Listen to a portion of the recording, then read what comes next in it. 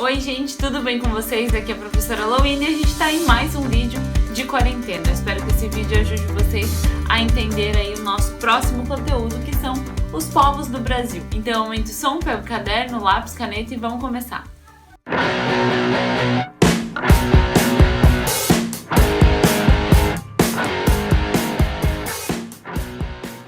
Como todo mundo já sabe, quando os portugueses chegaram no Brasil, eles não encontraram um monte de floresta sem ninguém. Eles encontraram muitos povos diferentes que já habitavam essa região.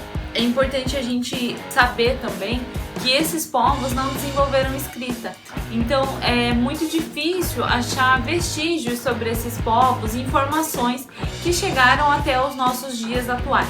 Então a grande parte do que a gente sabe desses povos que habitavam o Brasil antes da chegada dos portugueses e permanecem até hoje no território brasileiro são por meio da arqueologia, ou seja, de vestígios que eles deixaram, de relatos de antropólogos que conviveram com essas etnias, enfim.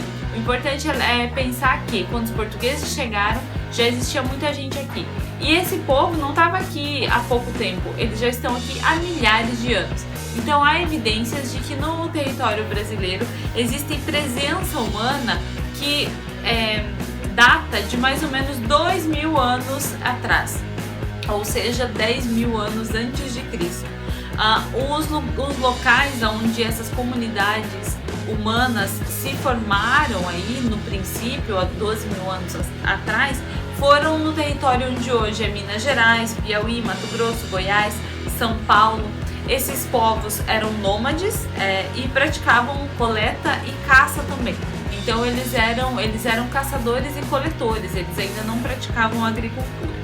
Bem, há 6.000 anos atrás, ou seja, depois de um tempo, os grupos passaram a praticar agricultura. Eles viraram seminômades, pois eles começaram a migrar de região para região, mas com um pouco menos de frequência como anteriormente, né? Os nômades eles mudam o tempo todo de lugar. Os seminômades começaram a então praticar agricultura e se mudar de tempos em tempos. Quando aquela terra ali se esgotava, a plantação não estava mais boa, eles pegavam as coisas dele e iam para outro lugar. Há 1.000 anos atrás, o território brasileiro já estava ocupado por diferentes etnias, diferentes povos. A gente estima que existiram mais de 200 povos que habitaram aqui a região onde hoje é Brasil. Já no século XVI, já havia cerca de 3 milhões de habitantes que habitavam a terra, que habitavam aqui o Brasil quando os portugueses chegaram. Então era muita gente mesmo. Como é difícil pensar numa organização para esses grupos, principalmente porque a gente acaba conhecendo pouco desses grupos, os pesquisadores dividiram eles em grupos linguísticos, ou seja, em grupos de comunidades que falam a mesma língua ou línguas parecidas. Então existem vários troncos linguísticos no nosso território, vários povos que falam idiomas, diferentes línguas, e daí os pesquisadores dividiram em troncos linguísticos. Então, por exemplo, a gente tem aqui o tronco tupi. O tronco tupi é o tronco que tem maior predominância no território brasileiro, ou seja, que mais comunidades indígenas falam línguas que derivam desse tupi. Então, a gente pode dar o exemplo, o tupi-guarani, que é uma língua, e a gente pode dar o exemplo do povo, o Arauaté. O Arauaté. Difícil de falar, né? Mas esse povo fala tupi-guarani. Então é do tronco linguístico tupi. Outro tronco linguístico bem forte no Brasil é o tronco G, que tem várias ramificações, mas uma língua do tronco G é a própria língua G. E um exemplo de etnia que fala esse idioma é a etnia Caingangue, que é muito presente tanto no Mato Grosso quanto no Rio Grande do Sul. E também tem as línguas isoladas, ou seja, aquelas línguas que não fazem parte nem do tronco tupi e nem do tronco G, que os pesquisadores denominam de línguas isoladas. Um exemplo delas é a língua ticuna. O povo ticuna fala essa língua e ela é considerada aí uma língua isolada. É importante a gente pensar também que Os diferentes povos têm diferentes costumes, diferentes culturas e aí tem uma organização social diferente uma da outra. É como se a gente pensasse que na Europa todos os países são iguais. E não é bem assim, os italianos são muito diferentes dos alemães, que também são muito diferentes dos franceses. Então aqui acontecia a mesma coisa. Os Tupi-Guaranis são muito diferentes dos Caingangue, e os Caingangue são muito diferentes dos Yanomamis. Enfim, eles são povos muito diferentes que têm culturas completamente diferentes. Então a gente não pode achar que eles fazem parte, todo mundo, da mesma coisa. Não é assim. Cada grupo tem a sua cultura. Bem, os povos indígenas então, que habitavam o território brasileiro tinham diferenças entre si. A língua, a tecnologia, não tecnologia que eu tô falando da tecnologia moderna, mas tecnologia de fazer as suas casas. Tudo isso é tecnologia, né? Fazer as suas armas, tudo isso, tudo que contribui para a vida humana e que usa uma determinada técnica, a gente chama de tecnologia. A religiosidade também era diferente, os valores, costumes, organização das aldeias, enfim, era bem diferente. Nômades, caçadores e coletores alimentavam-se de mel, formigas, ovos de tartaruga, enfim. Esses povos que eram nômades, eles tinham uma alimentação mais o que a floresta podia oferecer para eles naquele momento. Então, como no Brasil tem uma grande variedade de frutas, eles se alimentavam de muita fruta. Já os povos agricultores, como os tupinambás, produziam pequenas hortas para sua subsistência. As terras eram ocupadas temporariamente até ocorrer o esgotamento do solo. Bem, esse povo já se alimentava um pouquinho diferente, né? Eles nunca plantavam para exceder, eles só plantavam aquilo que eles iam realmente comer. Eles não plantavam para sobrar comida. Então acabava que isso não prejudicava o solo e acabava fazendo bem para o meio ambiente, né? As tarefas eram divididas entre homens e mulheres. Então os homens, eles geralmente ficavam responsáveis pela caça, pesca, derrubada da mata para a preparação da terra tanto para fazer a moradia e preparação da terra também para fazer aí as hortas e tudo mais. Bem, a construção de habitação e fabricação de canoas. As mulheres nas tribos seminômades e sedentárias, elas são ainda responsáveis por semeadura, plantação, colheita e coleta de frutos, criação de cachorros, confecção de redes. As mulheres mais velhas, elas acabam, digamos que, sendo responsáveis pela moenda da mandioca para fazer farinha, a fabricação de utensílios de barro, por exemplo, potes, panelas, urnas funerárias, jarros de armazenamento de comida.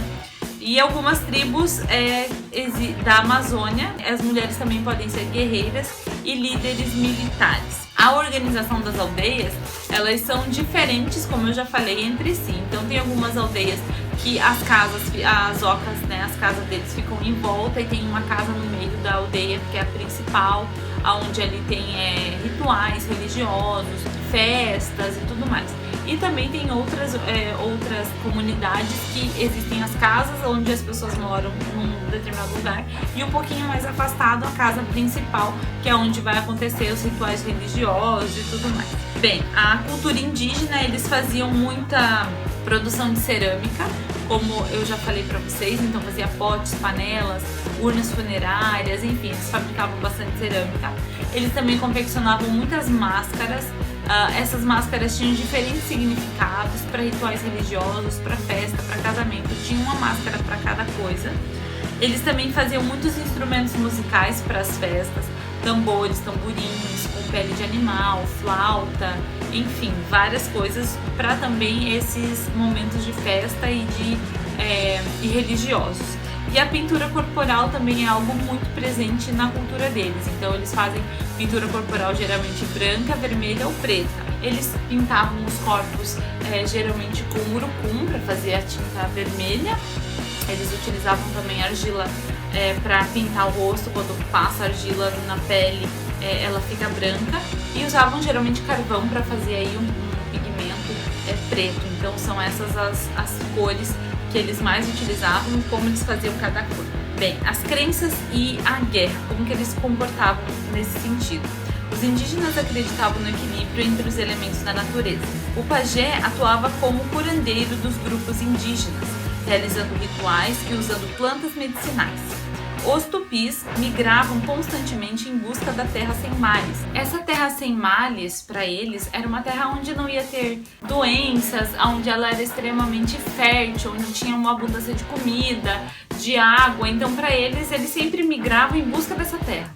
Quando os portugueses chegam aqui, eles têm a certeza absoluta que essa terra não está perto dos colonizadores. Então eles começam a querer se afastar cada vez mais dos portugueses e começam a adentrar cada vez mais o território, imigrando constantemente.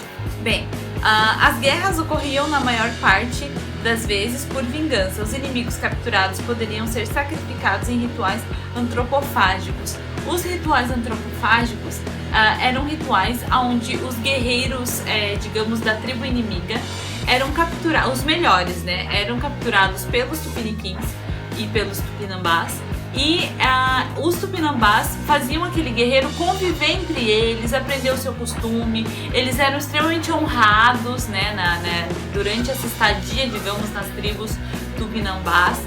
Eles poderiam até se casar com indígenas tupinambás, mas depois de um tempo, quando eles decidissem que era a hora do ritual, essa pessoa ia ser sacrificada, as partes do corpo iam ser assadas, e aí a tribo ia se alimentar daquela pessoa para adquirir as coisas boas que aquela pessoa tinha. Então todo mundo que ia passar pelo processo, pelo ritual antropofágico, tinha que ser uma pessoa que a tribo admirasse, que os tupinambás admirassem. Então é diferente do canibalismo. O canibalismo é o comer seres humanos para própria alimentação. Já os rituais antropofágicos não são assim, fazem parte de um ritual religioso. Bem, espero que vocês tenham gostado do vídeo. Eu gostei muito de fazer. A gente acaba estudando muito sobre a Europa e muito pouco tanto sobre a África quanto sobre os povos originários do Brasil que vivem no Brasil e estão no Brasil há milhares de anos. Então eu acho bem importante, é por isso que eu gosto tanto dos conteúdos do 7º ano. Eu espero que vocês também tenham gostado. Se vocês têm mais alguma curiosidade, alguma pergunta, entre em contato comigo. A gente pode fazer uma videochamada, conversar mais sobre o assunto, tá bom? Sintam-se completamente à vontade para fazer qualquer pergunta. Eu tenho certeza que vocês vão gostar do conteúdo. Leiam a apostila, tá? Não deixem de ler a apostila, é importante. E eu espero que vocês tenham gostado muito, tá bom? Um beijo e até o próximo vídeo.